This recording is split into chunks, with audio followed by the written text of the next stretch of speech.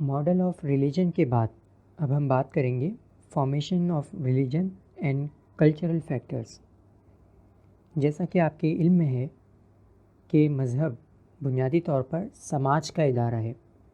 اس کا جو مقصد ہے وہ یہی ہے کہ سماج کو ضبط کے اندر رکھا جائے، سماج کو آپس میں جوڑ کر رکھا جائے، اور اس کی پریکٹس بھی ظاہر سی بات ہے کہ سماج میں ہی کی جاتی ہے۔ تو مذہب جب کبھی تشکیل پاتا ہے اس کا براہ راست تعلق ہوتا ہے وہاں کے کلچر اور وہاں کے سماج سے۔ یعنی مذہب کی تشکیل میں جو فیکٹرز ہوتے ہیں پیچھے، یا جو ایلیمنٹس شامل کیے جاتے ہیں، ان میں جغرافیہ، لینگویج، سوشل نارمز، سمبلز اور آرٹ کو بہت اہمیت دی جاتی ہے۔ اس کی ایک مثال میں نے آپ کو پیچھے بھی بتائی کہ جو سمبلز ہیں وہ جہاں پر نشو نما پائے تھے وہاں پر ان تہذیبوں میں یہ علامتیں پہلے سے موجود رہی ہیں، تو مذہب نے اس کو اپنا لیا یا مذہب کے پیروکاروں نے اسے مذہبی حیثیت دے دی۔ تو یہ چیز ہمیشہ مذہب کے مطالعہ کرتے ہوئے ذہن میں رہنی چاہیے کہ ریلیجن اور کلچر آپس میں ایک دوسرے سے کنیکٹڈ ہوتا ہے۔ آپ کسی بھی مذہب کا جہاں پر وہ پیدا ہوا ہے اس کلچر سے اس کو نکال کر اس کا مطالعہ نہیں کر سکتے، یا اس مذہب کی تشکیل اس کے کلچر سے باہر نکال کے نہیں کر سکتے۔ اس پر کچھ نہ کچھ اثر کے کلچر کا بہرحال موجود ہوتا ہے، یا کم از کم اس تہذیب کا اثر لازمی طور پر ہوتا ہے۔ اس کی کچھ مثالیں میں آگے چل کر بھی آپ سے بیان کروں گا، لیکن یہاں پر اگر ہم ایک مثال کے ذریعے اس کو سمجھنے کی کوشش کریں تو آپ کو مذہب کو سمجھنے کا، خاص طور پر وہ مذاہب جو کہ اسلام سے پہلے گزر چکے ہیں، اور جیسا کہ یہ بات بھی درست ہے کہ مختلف مذاہب دراصل اپنے اپنے زمان اور مکان کے اعتبار سے اس معاشرے کی ضرورت کو پورا کرنے کے لیے آئے تھے۔ اگر ہم اسلام سے پہلے کے قدیم مذاہب کی بات کریں، اس کی ایک چھوٹی سی مثال آپ یوں سمجھیں کہ یہودیوں کے ہاں ایک کانسیپٹ موجود ہے شادی کا، جسے کہا جاتا ہے یبم۔ اس کا مطلب یہ ہوتا ہے کہ اگر کسی خاتون کا شوہر انتقال کر جائے تو اس کے دیور کی یہ ذمہ داری ہوتی ہے کہ وہ اپنے بھائی کا ہے اس سے نکاح کر لے، اس سے شادی کر لے، ٹھیک ہے۔ اور اسی طرح سے ملتا جلتا ایک رسم جو ہے وہ ہندوؤں کے ہاں بھی موجود ہے۔ اب ہو سکتا ہے کہ اس معاشرے کی یہ ضرورت تھی، تو اسی وجہ سے اس مذہب نے اس وقت یہ حکم نازل کیا گیا، یا یہ حکم رائج کیا گیا۔ اسی طرح اگر آپ دیگر معاشروں کا، دیگر تہذیبوں میں پائے جانے والے مذاہب کا مطالعہ کریں اور ان مذاہب کے درمیان جو اختلافات ہیں شریعتوں میں ان کا مطالعہ کریں، تو آپ کو بخوبی اندازہ ہوگا کہ ان احکامات میں اختلافات کی وجہ یہ ہوتی ہے کہ اس دور کے اندر اس حکم کی ضرورت تھی۔ اگر آپ اس حکم کو وہاں سے اٹھا کر آج کے معاشرے میں چیک کریں گے تو آپ کو وہ حکم انویلڈ نظر آئے گا، لیکن اگر اس معاشرے کے اندر رکھ کر دیکھیں گے تو ہو سکتا ہے کہ وہاں پر آپ کو ویلڈ نظر آئے۔ تو یہ چیز ذہن میں رہنی چاہیے کہ مذہب اور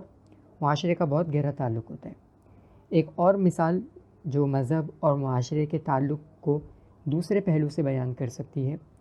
وہ یہ بھی ہو سکتی ہے کہ خدا کا تصور۔ اب آپ کے علم میں ہو شاید کہ تاریخ میں، زمانہ قدیم میں، جس طرح سے معاشرہ میل ڈومیننٹ معاشرہ ہے، یعنی آج کے معاشرے میں جو تسلط، جو غلبہ حاصل ہے وہ مردوں کو حاصل ہے، اسی طرح قدیم زمانے میں، قدیم تہذیبوں میں یہی اسٹیٹس خواتین کو حاصل تھا۔ جو سوشل اسٹیٹس آج 21ویں صدی میں، یا کم از کم 2000 قبل مسیح کے بعد کے دور میں مرد انجوائے کر رہے ہیں، وہی اسٹیٹس اس سے پہلے کے دور میں، اس سے پہلے کی تہذیبوں میں خواتین کو حاصل تھا۔ اس دور میں جو قبیلے کی سربراہ ہوتی تھی، خاندان کی سربراہ جو ہوتی تھی وہ خاتون ہوتی تھی،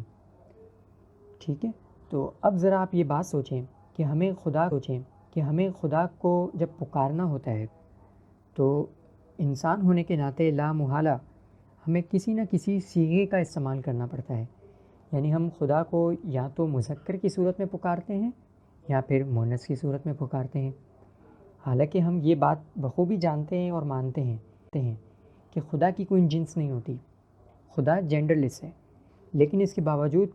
زبان کی قید کی وجہ سے ہمیں بہرحال خدا کو پکارنے کے لیے کوئی نہ کوئی صیغہ استعمال کرنا پڑتا ہے۔ تو اب کون سا صیغہ استعمال کیا جائے، اس بات کا تعین کیسے کیا جائے گا؟ اب ایک ایسا میل ڈومیننٹ نہ ہو جس کے اندر فیمیل ڈومیننٹ ہو، یعنی جو پاور ہے، جو ایک تسلط ہے، جو ایک حاکمیت ہے، اس کا جو تصور ہے، اس کا جو مرکز ہے وہ خاتون ہو۔ ایسے معاشرے کے اندر خدا کو میل حیثیت سے پکارنا معیوب ہوتا، وہ اس کی شان کے خلاف ہوتا۔ یہ بالکل ایسا ہی ہے جیسے آج ہمارا میل ڈومیننٹ معاشرے کی جو ایک سائیکی بن گئی ہے، اسی طرح قدیم زمانے میں فیمیل معاشرہ جو تھا اس کی ایک سائیکی تھی۔ تو یہی وجہ ہے کہ خدا تعالیٰ کو پکارنے کے لیے انہوں نے جو صیغے استعمال کیے ہیں وہ میل کی جگہ فیمیل استعمال کیے، یعنی وہ خدا کو دیوتا کی بجائے وہ دیوی کی صورت میں، یعنی اسکائی گاڈ کی جگہ، آسمانی باپ کی جگہ ایک دھرتی ماں کا تصور، ایک زمینی دیوی کا تصور ان کے ہاں پایا جاتا ہے، اور یہ بالکل ان کے کلچر کے مطابق ہے۔ تو کلچر کا اور ریلیجن کا براہ راست تعلق ہوتا ہے، لیکن انفارچونیٹلی یہی تعلق ہمارے اندر اصل میں ایک بائزنس، ایک تعصب بھی پیدا کر دیتی ہے۔ ابھی میں آپ کو ایک کلپ سناؤں گا چھوٹا سا، اس کلپ کو آپ سنیں اور دیکھیں کہ ہماری اذان اور یہ جو ایک یہودی ہیں، یہ نماز فجر، یعنی جو یہودیوں کے ہاں فجر کی جو اذان ہوتی ہے، یہ ان کی ہے شمع اسرائیل جسے کہا جاتا ہے۔ اسے سنیں اور آپ دیکھیں کہ اس کا ردم کس قدر ہمارے جو اسلام میں اذان کا کانسیپٹ ہے اس سے ملتا جلتا ہے۔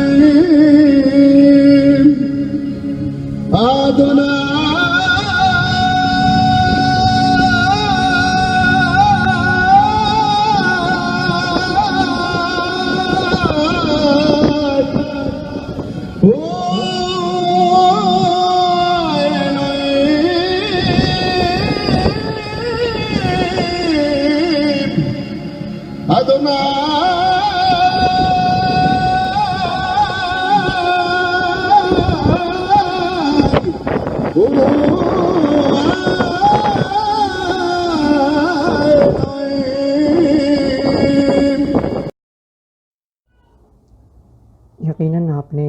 یہ ویڈیو دیکھ لی ہوگی اور آپ نے اس چیز کو بخوبی محسوس کیا ہوگا کہ جس انداز میں، جس اسلوب میں اور جس ردم کے ساتھ یہ شمع اسرائیل پڑھ رہے تھے، یہی کچھ انداز، یہی کچھ ردم اور یہی کچھ اسلوب ہمارے ہاں اذان میں بھی موجود ہوتا ہے۔ تو یہ ایک بڑی واضح مثال ہے کہ جس کے ذریعے ہمیں یہ بات سمجھ آ جاتی ہے کہ ریلیجن اور کلچرل فیکٹرز آپس میں کس طرح تعلق رکھتے ہیں۔ اب اگر آپ اگلی سلائیڈ دیکھیں تو آپ کے سامنے کچھ تصویر میں سب سے پہلی تصویر مینار کی ہے، جو کہ مسجد کا مینار ہے، اور اس کے اوپر ایک چاند بنا ہوا ہے، ہلال بنا ہوا ہے۔ جیسا کہ میں نے پہلے بتایا تھا آپ کو کہ یہ چاند گو کہ آج ہماری قومی یا مذہبی علامت سمجھی جاتی ہے، لیکن حقیقتاً اس کا ہمارے مذہب سے براہ راست کوئی بھی تعلق نہیں ہے۔ اسی طرح اگر آپ دوسری تصویر دیکھیں تو وہ دراصل ایک مسجد کی تصویر ہے، لیکن کیونکہ وہ ایک چینی آرکیٹیکچر کے مطابق بنائی گئی ہے، لہٰذا اس میں آپ کو مسجد کا کوئی پہلو نمایاں طور پر نظر نہیں آتا۔ اسی طرح ایک اس کے بعد آپ کے سامنے ایک اسکرپچر کی تصویر ہے جس میں سنسکرت میں کچھ لکھا ہوا ہے۔ ہمارے ہاں زبان کے حوالے سے بھی کچھ تعصب یا بائزنس لوگوں کے اندر پائی جاتی ہے، اور ہم سمجھتے ہیں کہ جو کچھ دیگر زبان میں ہے وہ شاید مشرکانہ ہے یا وہ غلط ہے۔ مثال کے طور پر ہم خدا تعالیٰ کو پکارنے کے لیے لفظ استعمال کرتے ہیں جو اسم ہے اللہ، جو کہ اسم ذاتی ہے، لیکن اگر کوئی بھگوان یا ایشور کہہ دے یا پرماتما کہہ دے تو ہم اس چیز کو برا سمجھتے ہیں۔ حالانکہ آپ قرآن مجید کی جو ہندی ٹرانسلیشنز ہیں جو کہ بڑے بڑے مدارس سے چھپے ہوئے ہیں، اور مولانا ابو الحسن علی ندوی انہوں نے بھی ایک قرآن مجید کا ہندی ترجمہ ہے، اس پر مقدمہ بھی لکھا ہے، تو وہاں پر آپ اس ترجمے کو دیکھیں تو وہاں پر پرماتما، بھگوان اور اس طرح کے الفاظ آپ کو بکثرت ملیں گے۔ تو ان الفاظ سے کوئی مشرکانہ خیال پیدا ہونا درست نہیں ہے۔ ایک واقعہ میں آپ کے ساتھ شیئر کروں کہ چند سال پہلے میں اپنے کچھ دوستوں کے ہمراہ بلوچستان کے ٹور پہ گیا تھا۔ وہاں پر ایک قدیم مندر ہے جسے ہنگلاج ماتا مندر پر ہندوستان پاکستان میں جو ہندوؤں کی مقدس ترین زیارتیں ہیں ان میں سے ایک وہ بھی شامل ہے۔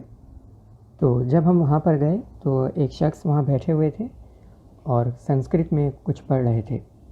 جو کہ اصلاً اپنشد کا ایک شلوک تھا، چھندے کے شلوک تھے۔ میرے دوستوں نے جب وہ سنا تو اپنے کانوں میں انہوں نے انگلیاں ٹھوس لی،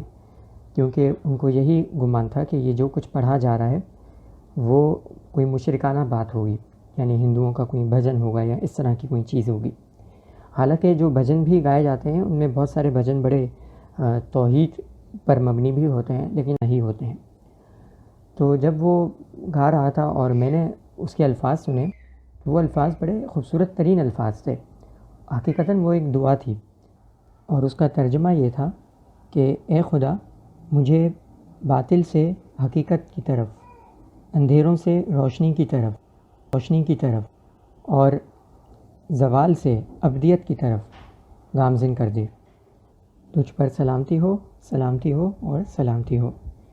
یہ اپنشد کا مشہور شلوک ہے، اساتوما ستگمیا تمسورما جوترگمایا مرتیورما امرتم گمایا اوم شانتی شانتی اوم۔ اس طرح کر کے یہ پورا ایک شلوک ہے۔ تو اگر آپ اس کے معنی دیکھیں تو یہ بڑے اچھے معنی پر مبنی کلمات ہیں، لیکن کیونکہ ہمارے ذہن میں یہ چیز ہوتی ہے کہ اکثریت کی وجہ سے کہ یہ مشرکانہ ہی کلام ہوگا، تو اس وجہ سے ہم ان چیزوں سے اپنے آپ کو گریز کر کے رکھتے ہیں، بچا کر رکھتے ہیں۔ اسی طرح اگر آپ دیکھیں جو اگلی تصویر ہے اس میں شمس لکھا ہوا ہے جو کہ ہمارے ہاں ایک معروف نام ہے، شیر خان لکھا ہوا ہے جو کہ ہاں ایک ہمارے ہاں معروف تو نہ صحیح لیکن بہرحال رائج ہے نام، لیکن اس کے برعکس جو سامنے لکھا ہوا ہے وہ ہے سوریا اور اس کے نیچے ہے نرسنگ۔ حالانکہ یہ نام انہی نام کے ہندی ترجمے ہیں یا سنسکرت ترجمے ہیں، لیکن ہم ان ناموں کو رکھنا شرک سمجھتے ہیں۔ یہاں پر میں عرف کی بات نہیں کروں گا کیونکہ وہ ایک الگ بحث ہے، لیکن میں آپ کو ایک نارمل جو بات ہے وہ سمجھانا چاہ رہا ہوں کہ شمس ہم نام جس کے معنی ہے سورج، اور سوریا نہیں رکھتے جس کے معنی ہے سورج۔ اب ہو سکتا ہے کوئی یہ کہے کہ سوریا کیونکہ دیوتا بھی ہے تو اس وجہ سے یہ نام جو ہے وہ ایک شرک کا پہلو اس میں شامل ہو جاتا ہے، حالانکہ شمس بھی ایک دیوتا ہے۔ اگر آپ میزوپوٹیمیا کی میتھولوجی کا مطالعہ کریں تو وہاں پر آپ کو شمس، شمش دیوتا واضح طور پر ملے گا۔ اسی طرح نرسنگ ہم نام نہیں رکھتے لیکن شیر نام ہم رکھ لیتے ہیں۔ تو اس طرح کی چیزیں ہمارے ہاں بالکل عام ہے۔ اس کے بعد ایک اور مثال آپ یوگا کی لے سکتے ہیں۔ یوگا بھی آپ کو معلوم ہے کہ ایک انڈین سویلائزیشن میں قدیم زمانے سے پریکٹس کی جا رہی ہے، یہ ایک پریکٹس ہے۔ اگر آپ اس کو پیورلی سائیکلوجیکل پریکٹس کے طور پر دیکھیں اور اس کے اندر وہ تمام چیزیں نکال دیں، مثال کے طور پر کوئی منتر پڑھایا جاتا ہو ان تمام چیزوں کو نکال دیں، صرف اس کو ایک ایکسرسائز کے طور پر لیں تو اس کے اندر آپ کو بظاہر نظر نہیں آئے گی، لیکن کیونکہ ایک ریلیجن نے اس کو اپنے پریکٹس کے طور پر اپنا لیا ہے،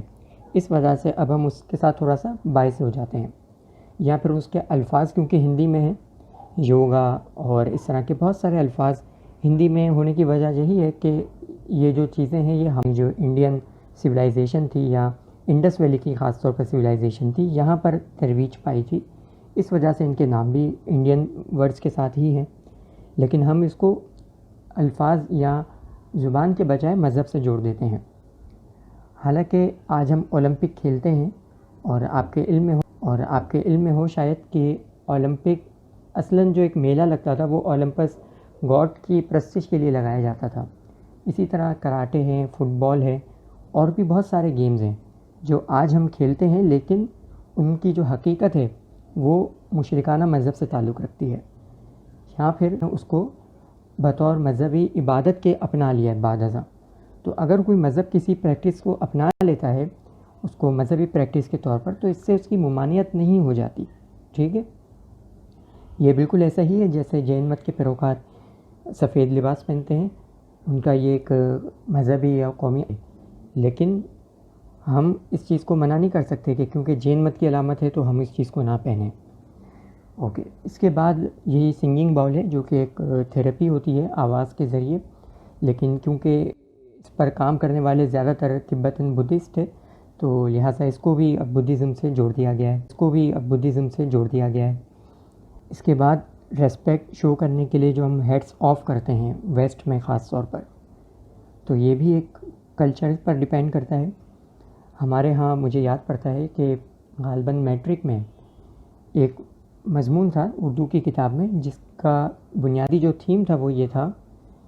کہ جو مصنف تھے انہوں نے کسی وجہ سے اپنی ٹوپی بیچ دی تھی اور وہ اب اس خوف میں مبتلا تھے کہ کس طرح بغیر ٹوپی کے اپنے والد محترم کے سامنے جائیں گے. اور آپ دیکھیں گے کہ ہمارے ہاں بھی بعض علاقوں میں یہ رواج اب تک موجود ہے کہ بڑوں کے سامنے بڑے نہیں جانا، جبکہ ویسٹ کی اگر آپ بات کریں تو وہاں پر کسی کے سامنے سر ڈھانپ کر جانا خلاف ادب ہوتا ہے. یہی وجہ ہے کہ جب وہ کسی کو رسپیکٹ دینا چاہتے ہیں تو وہ اپنی ٹوپی اتار لیتے ہیں اور وہ کہتے ہیں hats off to you. Doctor Mahmood Ahmad Ghazi مرحوم جو کہ ایک بہت ہی جید فقہ عالم دین گزرے ہیں، اپنے محاضرات میں ایک جگہ فرماتے ہیں کہ اندلس کے فقہاء نے یہ بات لکھی ہے کہ نماز میں ٹوپی پہننا مکروہ ہے، کیونکہ ان کے معاشرے میں ٹوپی پہن کر کسی کے سامنے جانا خلاف ادب ہوتا تھا، جبکہ ہمارے ہاں ہم یہ پڑھتے ہیں کہ بغیر ٹوپی کے نماز پڑھنا مکروہ ہے. ٹھیک ہے، تو یہ کلچر کا اختلاف ہوتا ہے. اسی طرح اگر آپ اس کے بعد کی تصویر دیکھیں تو اس میں آپ کو بعض خواتین نظر آ رہی ہوں گی جو پردے میں ہیں. آپ دیکھیں یہ پردہ، یہ برقع ہو بہو وہی پردہ ہے جو ہمارے ہاں، جبکہ یہ خواتین مسلمان نہیں ہیں بلکہ یہودی خواتین ہیں. اور ان کے ساتھ ایک صاحب بھی کھڑے ہوئے ہیں جو کہ یہودی ہیں اور انہوں نے کیپ بھی پہنی ہوئی ہے اور ویسی ہی زلفیں بنائی ہوئی ہے. اسی طرح جو یہودی اسکالرس ٹوپی پہنتے ہیں جالی والی وائٹ کلر کی، تو وہ بھی ہمارے ہاں استعمال کی جاتی ہے. اسی طرح رومال استعمال کیا جاتا ہے خاص طور پر مدارس میں، تو وہ بھی آپ دیکھیں تو یہودیوں کے ہاں وہ رومال بھی بکثرت استعمال کیا جاتا ہے. تو اصلاً ان چیزوں کا تعلق مذہب سے براہ راست نہیں تھا، بلکہ لوگوں نے اس کو اس طرح سے سمجھا ہے. اس چیز کو سمجھنے کے لیے میں نے ایک تھیوریٹیکل ڈائیگرام بنائی ہے. اگر آپ اس سے مدد لیں تو آپ کو بہت اچھے انداز میں یہ چیز مزید کلیئر ہو جائے گی. یہ ڈائیگرام بنیادی طور پر یہ واضح کرتی ہے کہ انسان مذہب کی تفہیم کس طرح سے حاصل کرتا ہے. اس میں سب سے اوپر لکھا ہوا ہے ڈیوینٹی، جس کا مطلب یہ ہے کہ کوئی بھی ڈیوائن سورس، جسے آپ خدا بھی کہہ سکتے ہیں یا فرشتہ بھی آپ مان سکتے ہیں، یعنی انسان سے اوپر جو بھی ایک ڈیوائن سورس ہے جہاں سے نالج گین کی جا رہی ہے. مثال کے طور پر ہندوؤں کے ہاں یہ کانسیپٹ موجود ہے کہ ریاضتوں کے بعد، مراقبوں کے بعد انسان اس حالت میں پہنچ جاتا ہے کہ جہاں وہ آسمانی دنیا سے کچھ حقائق اخذ کر رہا ہوتا ہے. تو ان کے لیے جو ڈیوینٹی میں نے لکھی ہے وہی آسمانی دنیا ہوگی. اور ہمارے کانسیپٹ کی اگر ہم بات کریں اسلام کی، تو یہاں پر ڈیوینٹی یا ڈیوائن سورس کیا ہوگا؟ اللہ تعالیٰ کا وجود، یعنی اللہ تعالیٰ فرشتوں کے ذریعے الہام کرتے ہیں۔ تو سب سے پہلی چیز آ جاتی ہے سورس، جو ڈیوائن سورس ہوتا ہے، اور اس کے بعد آ جاتا ہے میسنجر یا پروفٹ یا رشی یا کوئی بھی ریلیجن کی جو پرسنالٹی ہوتی ہے، ریلیجس پرسنالٹی ہوتی ہے وہ۔ اب ہوتا یہ ہے کہ آسمانی دنیا سے اس پیغمبر کو، اس شخص کو کچھ احکامات،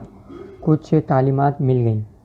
اب وہ تعلیمات جب پیغمبر تک پہنچتی ہے، اس انسان تک پہنچتی ہے، تو اس انسان کی دو حیثیتیں ہوتی ہیں، ایک اس کی مذہبی حیثیت اور ایک اس کی بشری حیثیت۔ اگر آپ اس کی مذہبی حیثیت کو دیکھیں تو اس کو آسمانی سورس کے ذریعے جو بھی ڈیوائن آرڈرز ملتے ہیں وہ اسکرپچر کی صورت میں محفوظ کر دیے جاتے ہیں، اور اس کے بعد ہمیں مل جاتے ہیں ڈیوائن آرڈرز، یعنی جو کچھ ہمیں پھر اسکرپچر کی صورت میں ملتا ہے ہم اسے تسلیم کرتے ہیں کہ یہ آسمانی کلام ہے، یہ خدائی کلام ہے، یا یہ الہی کلام ہے، ہم اس کو ڈیوائن سورس سے منسوب کرتے ہیں۔ تو یہ تھا مذہبی پہلو۔ لیکن آپ دوسری طرف دیکھیں تو اس پیغمبر کی، اس شخصیت کی مذہبی کے علاوہ ایک بشری حیثیت بھی ہے، اور اس میں ظاہر سی بات ہے کہ کچھ ہیومن ایسنشیلز ہوں گے، کچھ مزے ہوں گے۔ وہ سوئے گا، وہ کھائے گا، وہ پیے گا، وہ پہنے گا، اس کا رہن سہن ہوگا، اس کی معاشرت ہوگی،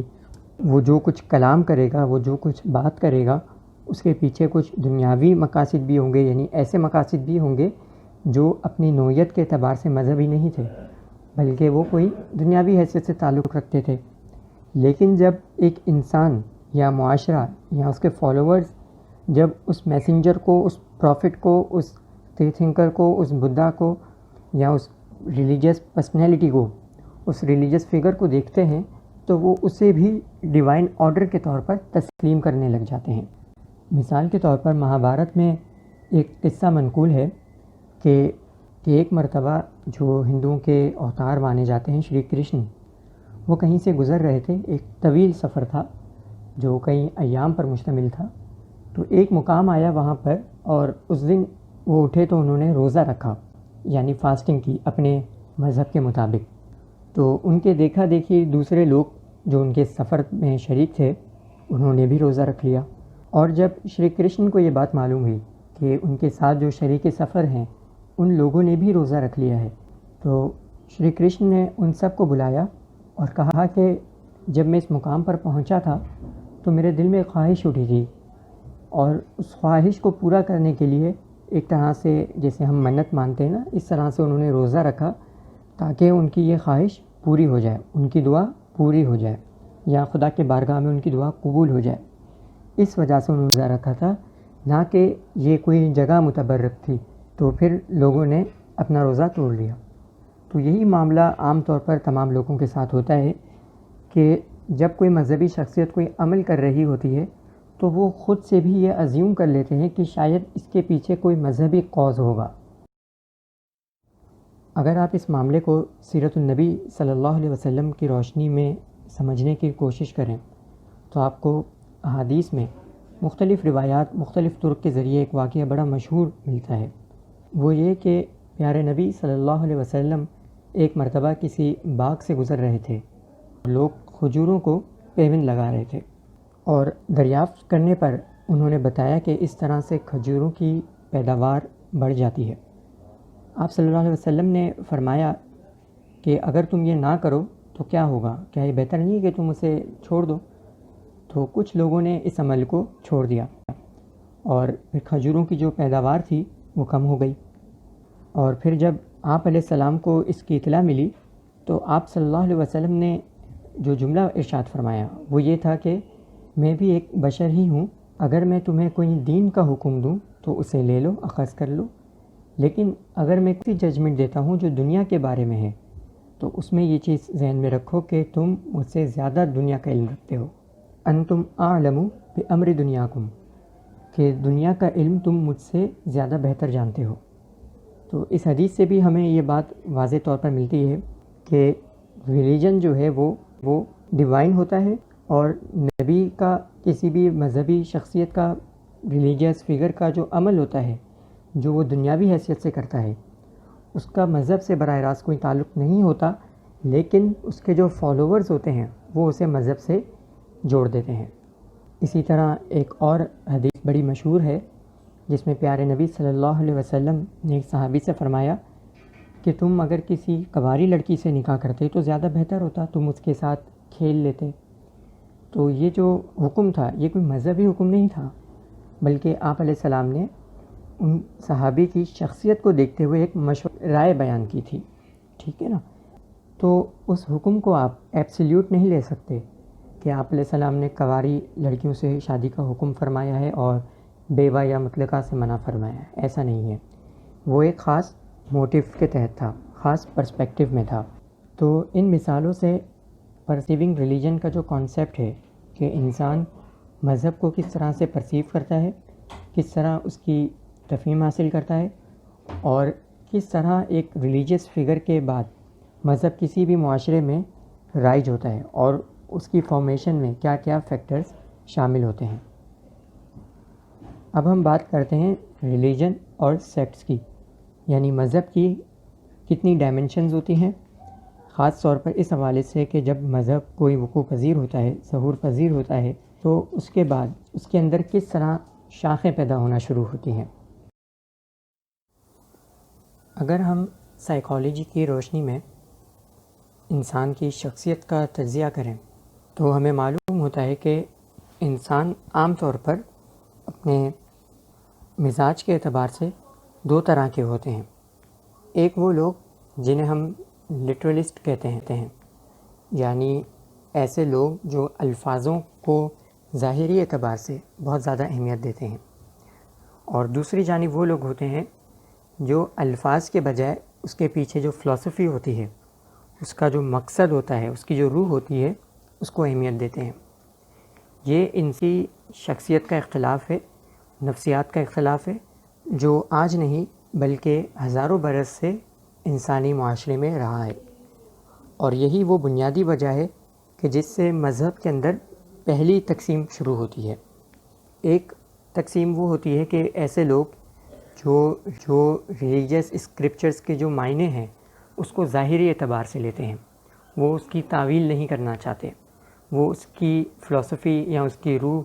یا اس کا جو اصل منشا و مقصود ہوتا ہے اس پر نہیں جانا چاہتے، بلکہ وہ الفاظ سے جو بھی ظاہری حکم اخذ کیا جا سکتا ہے اس کو اخذ کریں۔ دوسری جانب وہ لوگ ہوتے ہیں جو الفاظ کے ظاہری معنی کے بجائے اہمیت دیتے ہیں اس کی فلسفی کو، اس کے پیچھے جو اس کی روح ہوتی ہے اس پر اہمیت دیتے ہیں۔ وہ یہ کہتے ہیں کہ اصل حکم کا جو مقصد تھا وہ یہ تھا، اور یہ کسی اور طریقے سے ہے تو وہ بھی پورا ہو جانا چاہیے، ٹھیک ہے۔ تو یہی دو تقسیم ہوتی ہے جسے ہم پھر آرتھوڈکس یا پھر ماڈرنسٹ بھی کہہ رہے ہوتے ہیں۔ آرتھوڈکس وہ ہوتے ہیں جو بہت زیادہ روایت پسند ہوتے ہیں، وہ اپنے مذہب میں عقل کا استعمال کم سے کم، یعنی اپنی تفہیم، اپنی تعقل، اپنا تفکر کم سے کم انوالو کرتے ہیں، اور جو لوگ گزر چکے ہیں، چاہے وہ ریلیجیس پرسنالٹیز ہوں، چاہے وہ اسکالرز ہوں، ان کی تفہیم، ان کی انڈرسٹینڈنگ پر زیادہ اعتبار کرتے ہیں۔ جبکہ ماڈرنسٹ کے موٹیو کیا ہوتا ہے کہ وہ کسی طریقے سے ماڈرن ایج کے مطابق، موجودہ حالات کے مطابق اپنے مذہب کو ریکنسٹرکٹ کر دیں یا پھر اس کو نئے انداز میں اس کی تفہیم حاصل کریں۔ اب اگر آپ اس تقسیم کو دنیا کے کسی بھی مذہب پر اپلائی کر کے دیکھیں تو وہاں آپ کو یہ چیز نمایاں طور پہ ملے گی۔ بدھ مت میں جو بنیادی اختلاف ہوا تھا وہ اسی حوالے سے ہوا تھا کہ گوتم بدھ کی جو تعلیمات ہے اس پر کس طرح سے عمل کرنا ہے، ان کے الفاظ کو ظاہری معنوں میں لینا ہے یا پھر باطنی معنوں میں لینا ہے۔ اسی طرح اگر آپ کرسچینٹی کو دیکھیں، وہاں پر سینٹ پال اور جو دیگر حواری تھے ان میں بنیادی اختلاف یہی تھا کہ شریعت پر عمل کرنا ہے یا پھر جو موجودہ دور کا جو تقاضا ہے کہ رومن تہذیب کو کرسچینٹی کا حصہ بنانا ہے، اس پر عمل کرنا ہے، ان تقاضوں کو پورا کرنا ہے۔ اور یہی معاملات ہمارے اسلامی جو مسالک ہیں اس میں بھی آئیں گے۔ ایک طرف وہ ہیں جو اہل رائے سمجھے جاتے ہیں اور ایک طرف وہ ہیں جو حدیث اور قرآن کے ظاہری معنوں پر اعتبار کرتے ہیں۔ تو یہ تقسیم آپ کو دنیا کے ہر مذہب میں ملے گی۔ اب اس کے ساتھ ہی کچھ ایسے بھی لوگ ہوتے ہیں جو اعتدال کی یا درمیانی راہ اختیار کرنے کی کوشش کرتے ہیں، تو وہ بعض اوقات آرتھوڈاکس بھی سے زیادہ رجحان رکھتے ہیں، یا پھر بعض اوقات ماڈرن جو فلسفی یا ماڈرن جو اسکول آف تھاٹ ہوتا ہے اس سے زیادہ تعلق یا رجحان رکھتے ہیں۔ تو یہ تھی مذہب کی تقسیم۔ اب ہم اس طرف دیکھتے ہیں مذہب کا مطالعہ کس طرح سے کیا جاتا ہے، اور مذہب کا مطالعہ کرنے کی اپروچ کیا ہو سکتی ہے اور کیا ہونی چاہیے۔